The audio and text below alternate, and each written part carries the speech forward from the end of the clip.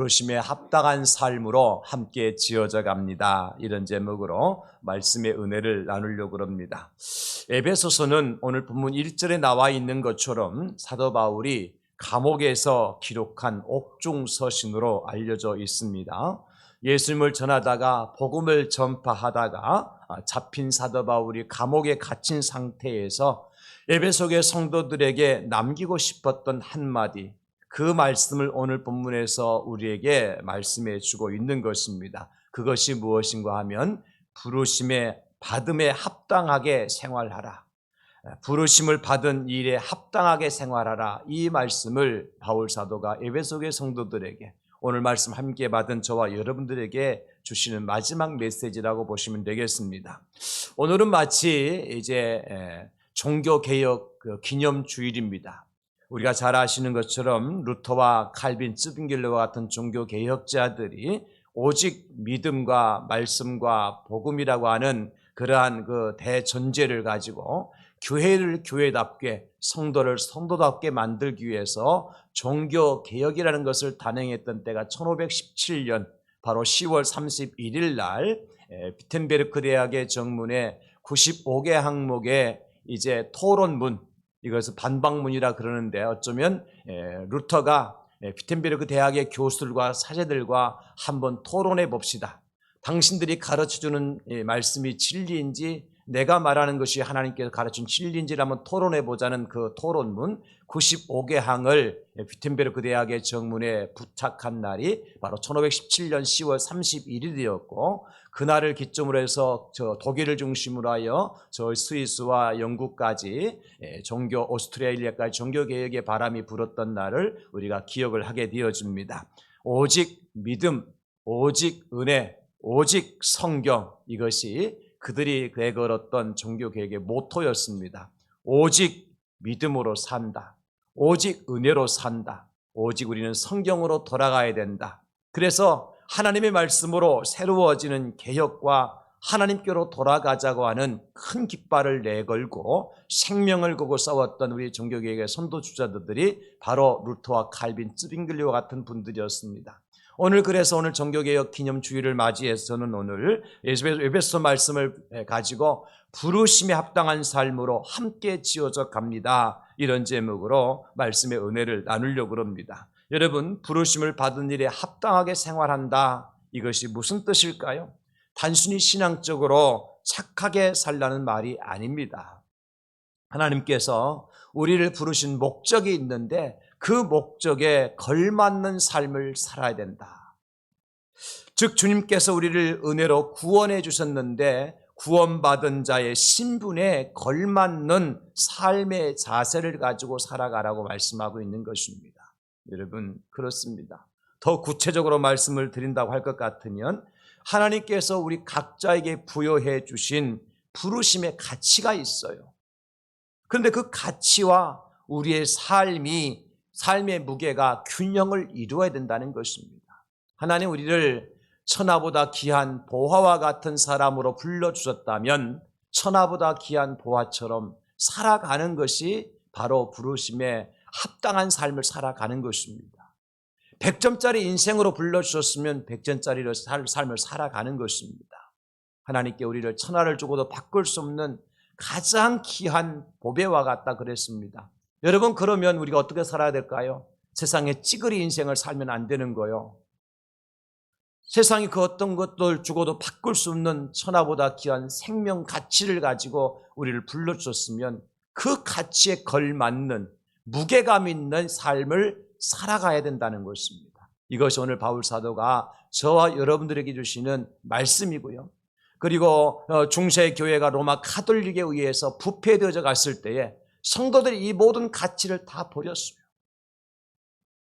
주의 종들도 다 가치를 버렸어요. 그냥 세상에 부합해서 로마 교황의 말에 이제 속아 넘어가면서 그렇게 찌질이 인생을 살았던 거예요. 그래서 오늘 하나님께서는 우리에게 그렇게 살면 안 된다. 내가 너희를 부른 그 가치가 있지 않느냐. 여러분, 우리의 가치가 얼마나 귀한 것인지, 얼마나 높은 것인지를 깨닫고 그 가치에 부합되는 삶의 무게를 가지고 살아가시는 우리 성도님들 다 되실 수 있기를 예수님의 이름으로 축원합니다. 우리는 어둠에서 빛으로 부름을 받았지요. 에베소 5장 8절에 이렇게 말씀하십니다. 너희가 전에는 어둠이더니 이제는 주 안에서 빛이라. 빛의 자녀들처럼 행하라. 우리의 가치가 어떤 존재예요? 빛과 같은 존재예요. 할렐루야. 여러분, 우리는 빛입니다. 그러면 어떻게 살아야 돼요? 그 빛의 가치에 걸맞는 삶은 빛의 자녀로서의 삶을 살아가는 거죠. 과연 어떻게 사는 것이냐? 에베소 5장 9절에 보면 빛의 열매는 모든 착함과 의로움과 진실함이 있느니라 그렇게 말씀하셔요. 착하게 살아야 되고 의롭게 살아야 되고 진실하게 살아야 된다는 것입니다. 이것이 우리를 부르신 하나님의 부름에 합당한 삶의 모습인 거죠. 예수 믿는 사람들이, 빛으로 부름받은 사람들이 착하지 않고 의롭지 않고 진실하지 않는다면 이미 빛의 사명과 가치를 다 잃어버린 거예요. 그래서 하나님 우리를 빛으로 불러주신 것입니다. 뿐만 아니라 빌립보서 1장 27절에 보면 오직 너희는 그리스도의 복음에 합당하게 생활하라 그렇게 말씀하셨어요. 여러분, 그리스도의 복음이 뭘까요 도대체? 우리 주님께 우리에게 주신 최고의 큰 계명은 뭐죠? 하나님 사랑, 이웃 사랑입니다. 특별히 내 이웃을 내 몸처럼 사랑하라고 말씀하신 것이 하나님 주신 크고 첫째 되는 계명이라고 말씀하셨어요. 요한복음 13장 34절 새 계명을 너희에게 주노니 서로 사랑하라. 내가 너희를 사랑한 것 같이 너희도 서로 사랑하라. 주님 우리를 어떻게 사랑하셨죠 여러분? 십자가에 달려 죽기까지 우리를 사랑하셨고, 하나님 우리를 어떻게 사랑하셨습니까? 당신의 독생자를 아낌없이 내어주시기까지 우리를 사랑하셨잖아요. 우리는 사랑 말은 하지만 과연 하나님이 우리를 사랑하신 것 같이, 예수님께서 우리를 사랑하신 것 같이 생활하고 살아가고 있는지 우리 자신들을 돌아볼 필요가 있는 거예요.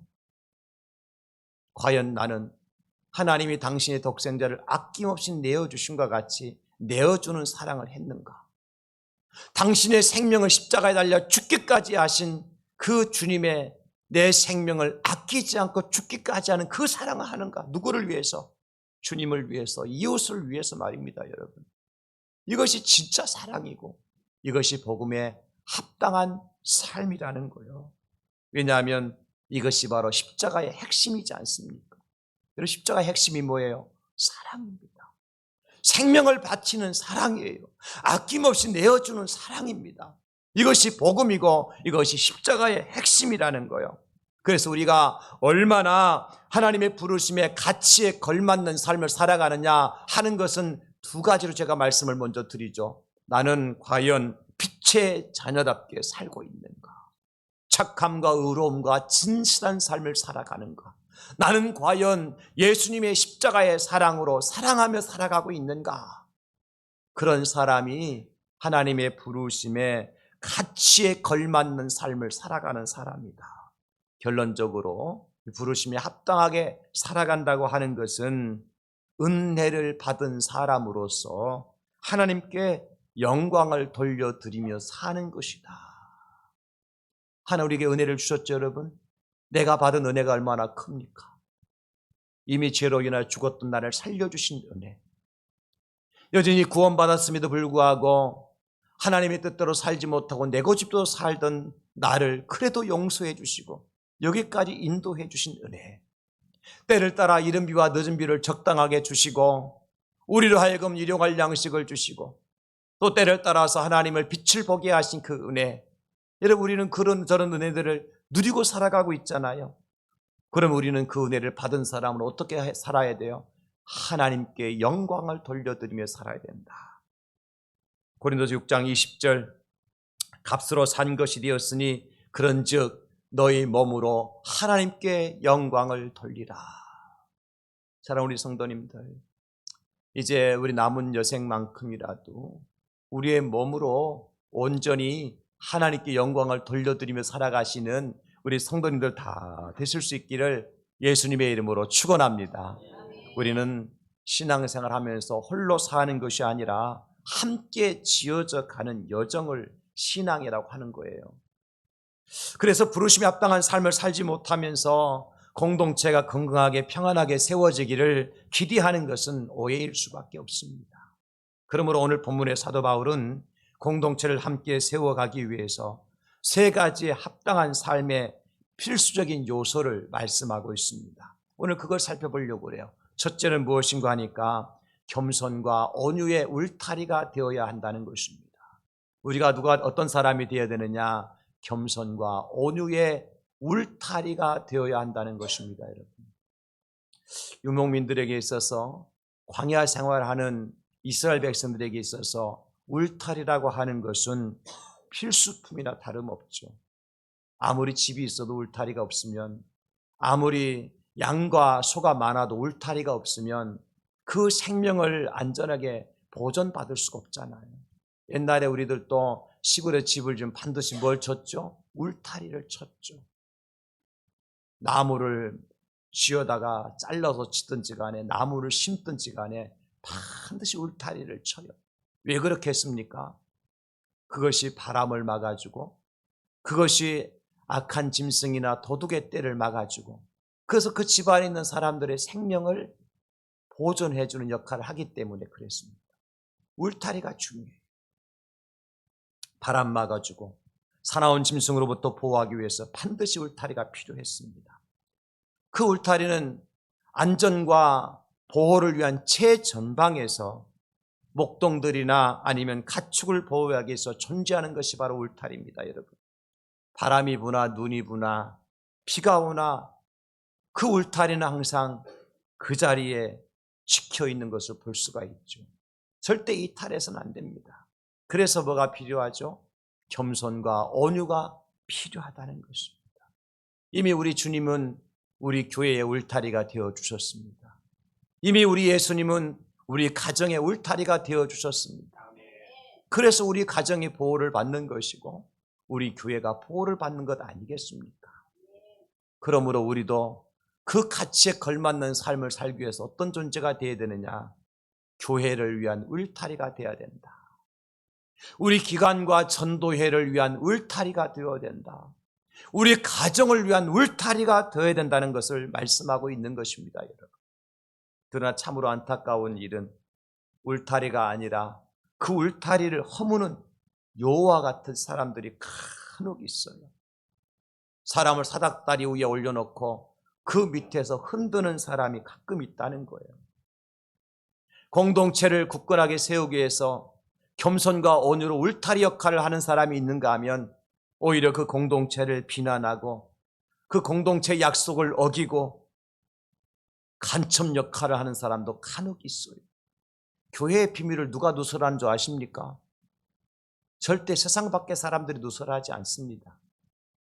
세상의 뉴스에 교회에 잘못된 거, 교회의 허물을 그 뉴스에 나오게 하는 사람이 누군 줄 아십니까? 절대 세상 밖의 사람들이 아닙니다. 그들이 알 길이 없습니다. 교회 안에 있는 사람들이 세상에 나가서 다 미주알 고주알 얘기하기 때문에 듣고 기자가 뜨는 것이고 신문 기사가 나는 것 아니에요, 여러분. 공동체를 지켜야 될 사람, 울타리 역할을 해야 될 사람들이 그 공동체를 허무는 여호와 같은 사람이 있을 수 있다는 거예요. 그래서 우리에게 필요한 것이 뭐냐? 그것은 바로 겸손과 온유라는 것이죠. 여러분, 겸손이 뭐냐? 자기를 낮추는 거잖아요. 그럼 온유란 뭐냐? 낮아진 상태에서 다른 사람을 품는 것이 온유입니다. 낮아진 상태에서 상대를 품는 것이 온유입니다. 그래서 겸손이 사라지면 경쟁이 생기죠. 교만이 일어나죠. 그리고 온유가 빠지면 반드시 비판, 비난이 생기게끔 되어 있어요. 성경에 나오는 모세를 보십시오, 여러분.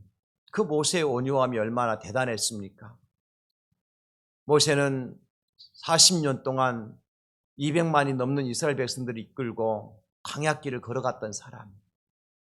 그런데 그 백성들이 모세를 진정한 지도자로 인정할 때가 많았습니까? 아니면 모세를 비난하고 모세를 원망할 때가 많았습니까? 성경에 보면요, 그 백성들이 모세의 명령을 따라 순종하였더라는 말씀보다도 원망하고 비난하고 비판하고 오히려 돌로 모세를 쳐 죽이려고 했던 일들이 많이 있어요. 그런 세월을 몇 년 걸어갔다고요? 40년. 어디에서요? 광야에서. 지칠만도 하잖아요. 우리 같으면 40년이나 4년도 못 견딜 것을 있었을 거예요. 근데 모세는 어떻게 했습니까? 그 최전방에서 이스라엘 백성들 공동체에 울타리 역할을 해준 사람이 모세. 한 번은 모세가 구스 여인을 아내로 취한 것 때문에 그의 누이였던 미리암과 형 아론이 모세를 얼마나 비난합니까? 당신이 지도자입니까? 우리는 지도자가 될 수 없습니까? 당신이 하는 짓을 보면 우리가 더 낫겠다라고 얘기하면서 모세의 지도력을 비난하고 비판합니다. 이 일로 인해서 하나님께서 이제 그들에게 문둥병이 들도록 하나님께서 만드시지요. 그때에 하나님께서 미리암과 아론을 책망하시면서 이렇게 말씀하십니다. 민수기 12장 3절에 이 사람 모세는 온유함이 지면의 모든 사람보다 더하더라. 최고라는 거죠. 여러분, 우리가 주님께로부터 이런 음성을 들어봐야 되지 않겠습니까? 이 사람 성질빼기가 정말 세상에서 최고더라, 그게 아니라 이 사람의 온유함이 세상에서 최고더라. 여러분, 그런 말 한번 듣고 주님 앞에 서야 되지 않겠습니까? 모세는 이스라엘 백성들의 끊임없는 원망과 불평 속에서도 절대로 자신을 변호하지 않았어요. 특별히 이스라엘 백성들이 금송아지를 만들고요, 우상 숭배를 하였을 때 하나님께서 그 백성들을 진멸시키려고 작정하셨어요. 재앙을 내리시려고 하셨어요. 그때도 모세는 어떻게 합니까? 출애굽기 32장 31절로 32절에 보면 모세가 여호와께로 다시 나아가 여짜오되 슬프도소이다. 이 백성이 자기들을 위하여 금신을 만들어 싸우니 큰 죄를 범하였나이다. 그러나 이제 그들의 죄를 사하시옵소서. 그렇지 아니하시오면 원하건대 주께서 기록하신 책에서 내 이름을 지워버려 주옵소서. 이게 모세의 온유함이에요, 여러분. 우리 같았으면 어떻게 했을까? 하나님, 잘 됐습니다. 본때를 한번 보여주십시오. 이 백성들이 얼마나 교만하고 목이 곧은 백성인데 내가 말해도 듣지 않습니다. 하나님 한 번 매를 들어주셔야 정신 바싹 차릴 것 같습니다. 그렇게 해도 무방하지 않습니까, 여러분? 그죠? 상황으로 볼 때는. 근데 모세가 그리하지 않아요. 하나님 옳습니다. 이 백성들이 금신상을 만들어 섬긴 것은 우상 숭배가 맞습니다. 하나님의 심판을 받아야 마땅합니다. 그렇지만 하나님, 이 백성들 용서해 주십시오. 만약 하나님께 그리하지 아니하신다면 내 이름을 생명록에서 제하여 주시더라도 좋습니다. 내가 죽을게요, 하나님. 내가 죄값을 치를게요, 하나님. 그러면서 백성들을 위하여 울타리가 되어줬던 모세. 이게 울타리 역할 아닙니까, 여러분? 그죠? 백성들을 보호한 모세의 모습이, 그래서 하나님은 지면의 모든 사람들보다도 모세의 온유함이 더하다고 말씀하여 주신 것입니다. 이게 아무나 할 수 있는 기도나 일이 아니지 않습니까? 그러므로 여러분, 온유하다고 하는 것은 약함을 말하는 것이 아니에요. 공동체를 보호하는 울타리와 같은 강한 사람이 온유한 사람인 것입니다.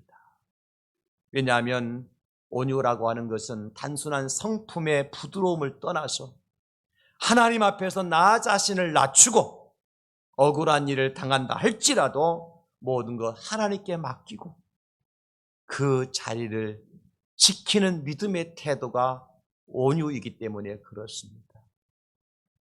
누가 지킬 수 있습니까? 온유한 사람. 비록 내한테 손해가 돌아오더라도, 비바람이 불어서 나한테 고통이 있다 할지라도 그 자리를 지키는 사람이 겸손한 사람이고 온유한 사람이다. 우리 예수님도 그러셨잖아요. 이 땅에 사람의 몸을 입고 이 땅에 오셔서 십자가에 달려 돌아가셨지 않습니까? 예수님 죄 때문이었습니까? 누구 살려주시려고요? 죄인된 우리를 살려주시려고, 우리를 하나님의 심판에서 보호해 주시려고, 울타리가 되어주시려고 예수님께서 십자가에 달려 돌아가셨잖아요. 그래서 그 예수님은 이렇게 말씀하십니다. 마태복음 11장 29절에 나는 마음이 온유하고 겸손하니 나의 멍에를 메고 내게 배우라. 우리 예수님 배우십시다. 예수님 배우십시다. 어떠한 모습을 배울까요? 예수님의 온유하신 모습을 배우자고요. 십자가를 지시기까지 온유하신 그 주님의 마음을 우리 품자고 그 말입니다. 최고의 안전하고 평화로운 공동체는 어떤 공동체냐? 예수님이 울타리 되어주시는 공동체입니다. 하나님이 보호해 주시는 공동체. 우리 애국가에도 하나님이 보호하사 우리나라 만세. 대한민국이 가장 안전하고 평화로울 수 있는 것은 하나님께서 보호해 주실 때 가능한 것입니다. 하나님께서 울타리가 되어 주실 때 가능한 거예요. 우리 가정이 가장 안전하고 평안할 수 있었던 것도 하나님께서 울타리가 되어 주셔야 되고, 우리 교회도 우리 구역도 우리 전도회도 가장 안전하고 평안하여 든든히 서갈 수 있는 비결도 하나님께서 울타리가 되어 주셔야 되는 것입니다. 그런데 우리가 하나님께서 부르신 그 부르심이 합당한 삶을 살라고 부르셨으니까 우리가 우리 가정의 울타리가 되어야 되지 않겠습니까? 여러분 한 사람 한 사람이 여러분 가정을 보호하고 가족들을 보호하는 울타리가 될 때 그 가정이 평안하지 않겠습니까? 우리 구역이, 우리 전도회가, 우리 교회가 안전하고 평안하여 든든히 서가기 위해서는 내가 어떤 사람이 되어야 된다고요? 온유하고 겸손한 울타리가 되어야 된다. 주님, 내가 가장 겸손하고 모든 것을 품을 수 있는, 낮은 자리에서 품을 수 있는 온유하고 겸손한 울타리가 되게 하여 주시옵소서. 오늘 여러분들의 기도 제목이요, 소원이 될 수 있기를 주님의 이름으로 축원합니다. 두 번째로는 오래 참음과 사랑의 버팀목이 되어야 된다고 말씀하세요.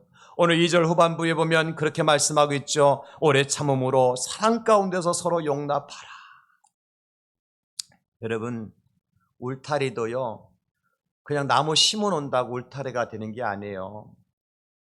나무 베다가 엮어 놓는다고 울타리가 되는 게 아니에요. 뭐가 있어야 돼요? 지지대가 있어야 되고 버팀목이 있어야 되잖아요. 그렇죠, 여러분? 바람이 불어 쓰러지지 않도록, 넘어지지 않도록 뭘 세워줘야 돼요? 버팀목, 지지대를 세워줘야 돼요. 고추 농사를 질 때 고추 심어놓고 고추가 잘 자라면 그것으로 고추 열매를 딸 수 있습니까? 반드시 뭐가 필요하죠? 지지대가 필요한 거예요. 버팀목이 필요한 거예요. 왜요? 고추가 크면 클수록, 더 자라면 자랄수록 자기 자신의 무게를 이기지 못해요. 그러니까 지지대를 통해서 그 무게를 이기도록 보호해 주는 거예요. 그 역할을 우리가 해야 된다는 것입니다. 울타리 안에서 키우는 나무도 있을 거고 식물도 있을 겁니다. 그 나무가 식물이 잘 자라고 반듯하게 서도록 하기 위해서는 반드시 버팀목이나 지지대를 세워줘야 된다는 것입니다. 바로 이 버팀목, 이 지지대가 공동체를 함께 지어가게 하는 힘이 된다는 것입니다. 그러나 아무 것으로나 버팀목 삼지 않죠. 적어도 울타리보다 강한 것으로, 적어도 고추보다 더 든든한 것으로 지지대와 버팀목을 삼아야 되지 않겠습니까? 아니, 나무보다 더 약한 것을, 여러분 가로수를 세울 때 지나가다 보십시오. 오늘 당장 버팀목을 2개, 3개 세워서 나무를 지지하고 있지 않습니까? 그것을 하나만 딱 세워놓고 나무가 건강해서 살려고 생각할 수 없잖아요. 왜? 더 강하고 든든한 것으로 버팀목을 삼기 위해서 그런 것입니다. 울타리를 잘 지탱해 줄 수 있고 묘목이나 식물을 잘 자라게 해줄 수 있는 지지대가 필요하다는 것입니다. 그럼 우리는 어떤 버팀목이 되어야 되느냐? 그래서 필요한 것이 바로 오래 참음이라는 거예요. 그래서 필요한 것이 바로 사랑이라는 거예요. 믿음, 소망, 사랑 이 3가지는 항상 있을 것인데 그 중에 제일이 뭐라고요? 사랑이라 그랬잖아요. 그러므로 사랑이 없는 인내는 억압이 되어지고요. 사랑이 있는 인내가 회복의 시간이 될 수 있다는 사실을 아셔야 돼요. 인내할 수 있는 것은 뭐가 있기 때문에 인내할 수 있어요? 사랑하기 때문에. 우리 자식들이 내 마음에 안 들고 자기들 마음대로 하더라도 부모가 그들을 참고 기다려주는 이유가 어디 있습니까? 사랑하기 때문에.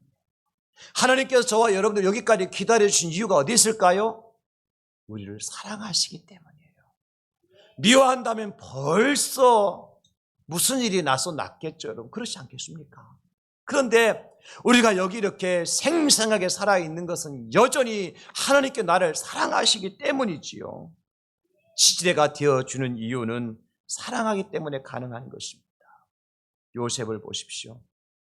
형들에게 미움을 받아서 버림을 당하였을 때에도, 보디발의 음모를 받아서 감옥에 갇혀 있을 때에도, 감옥 안에서 떡 맡은 관원장의 꿈을 해몽해주고 그가 자기를 나중에 뭔가 좀 도와줄 줄 알았지만 무소식 그 있을 그때에도, 애굽의 총리가 돼서 많은 다른 사람들의 이제 미움을 받고 여러 가지 음해를 당하고 있을 그때에도 모세는 어떻게 했습니까?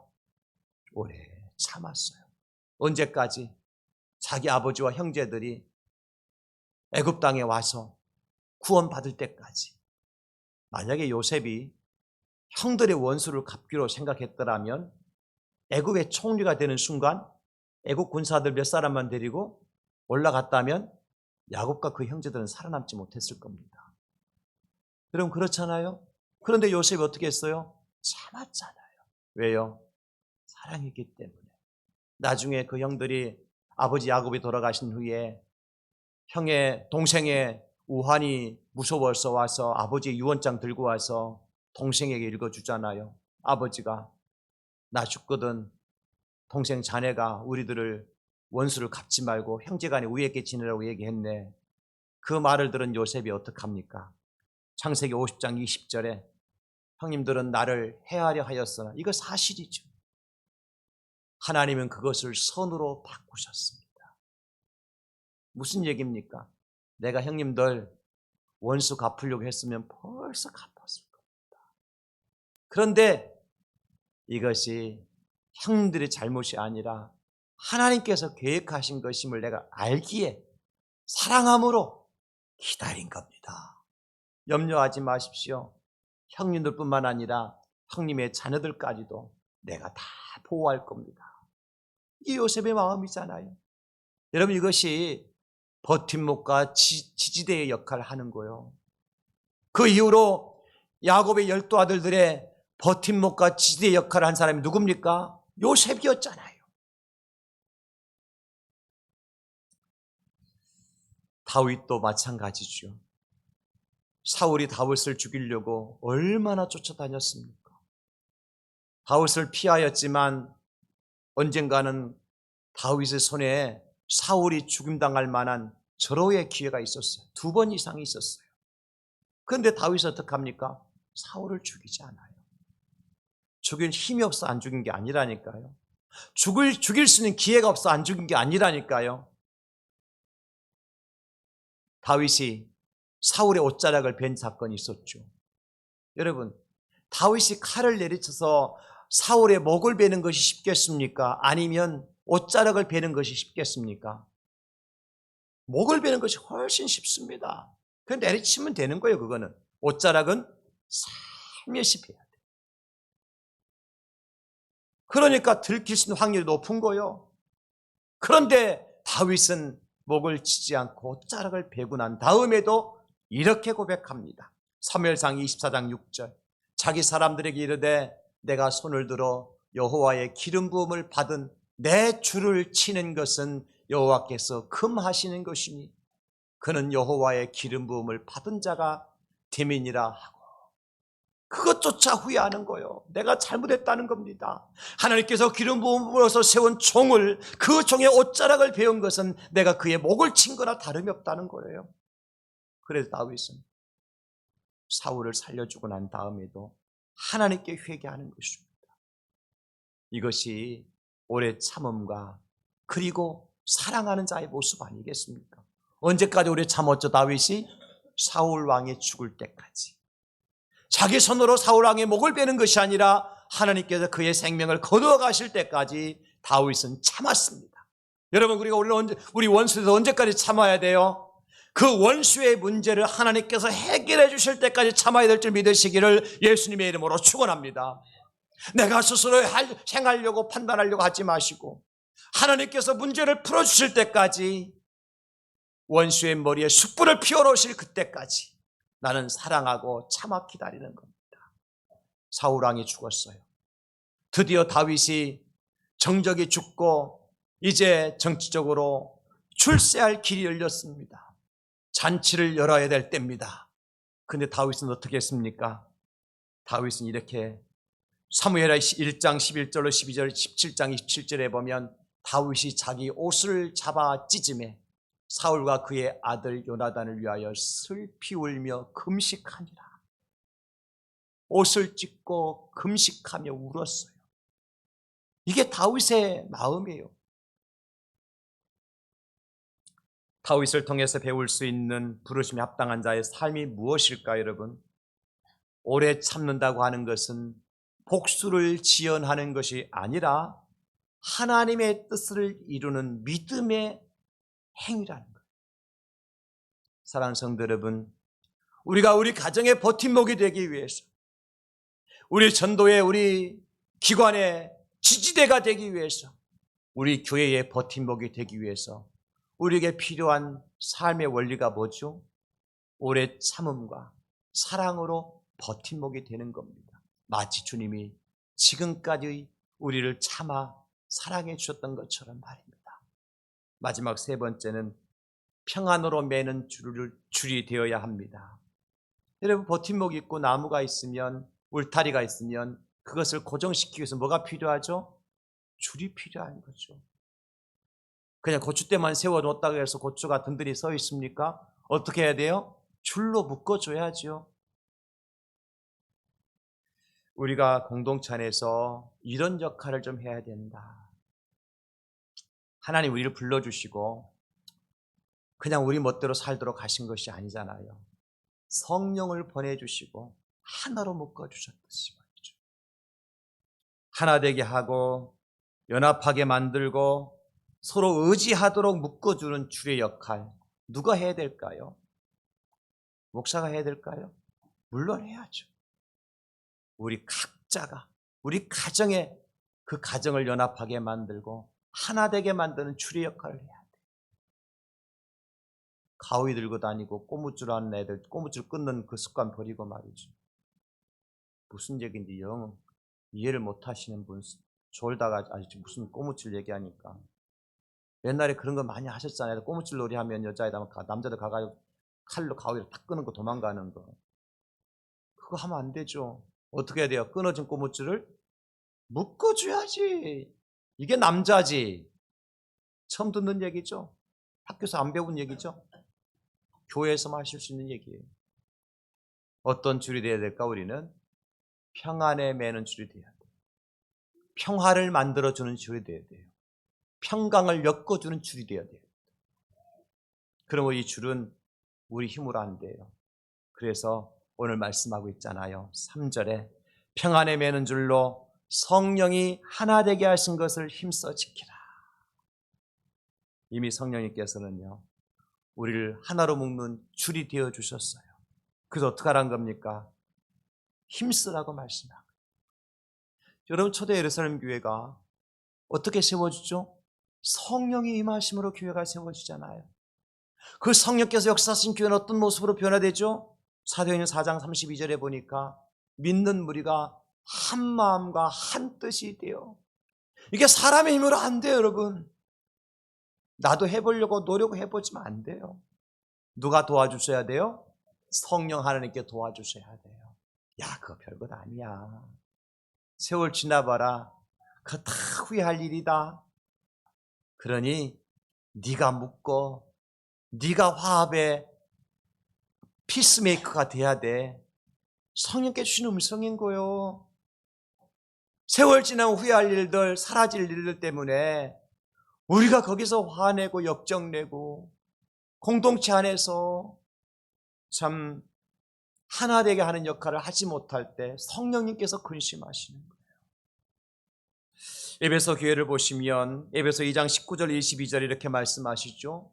그리스도 예수 안에서 함께 지어져 가서 성령 안에서 하나님이 거하실 처소가 되느니라. 어디 안에서요? 성령 안에서. 성령 안에서 평안, 에이레네, 샬롬, 정말 우리에게 필요한 때를 살고 있는 것 같습니다. 우리가 살아가는 이 시대가 얼마나 불안하고 얼마나 불편한 세상인지 몰라요. 부족해서가 아니에요. 누리는 것이 없어서가 아니에요. 모든 것이 풍족해요. 어제 우리가 이제 바자회를 마쳤습니다마는 바자회 마치고 정리하는데 바자회 때 전시했던 물품들 가운데 저쪽 통로에 양복들이 다 걸려져 있었습니다. 그런데 양복에 그 상표를 떼지 않은 양복들이더라고요. 그냥 우리가 다림질을 안 해놔서 그렇지 입다가 벗어놓은 양복이 아닙니다, 여러분. 그런데 그거 다 수거해서 헌옷집에 고물로 다 넘겼습니다. 이 시대가 그만큼 풍족한 시대라는 거예요. 부족한 것이 없어요. 그런데 뭐가 많아요? 불안이 많아요. 불편해, 뭔가 모르게. 마음이 불편해. 캄보디아 사건을 보십시오. 곳곳에서 일어나고 있는 전쟁의 소식을 듣지 않습니까? 하루가 멀다고 터지는 사건, 사고의 뉴스들. 자연재해와 재앙으로 인한 고통들.